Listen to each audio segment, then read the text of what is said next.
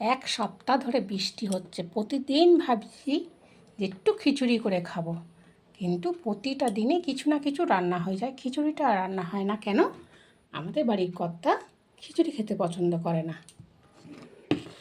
আজ সকালবেলা হঠাৎ বলল, এই দেখো আজকে একটু খিচুড়ি করবে।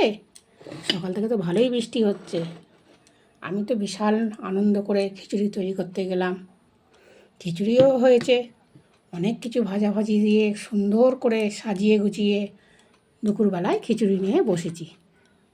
কপাল খারাপ,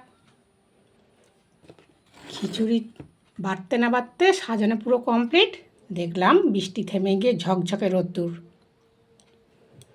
কর্তা তো খেতে বসেই ভুরু কুঁচকে বলছে, এক সপ্তাহ ধরে বৃষ্টি হলো, এতদিনে করতে পারলে না খিচুড়ি, আজকেরই করলে?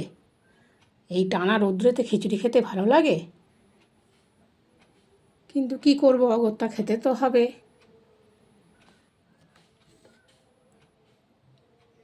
তাই এই টানা রৌদ্রেতে বসে বসে আমরা এখন খিচুড়ি খাচ্ছি। বন্ধুরা, তোমরা কে কী খাচ্ছ একটু কমেন্টে বলবে।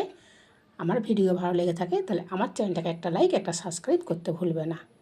দেখা হবে নেক্সট ভিডিওয়ে। সবাই ভালো থাকবে, সবাই সুস্থ থাকবে। টাটা।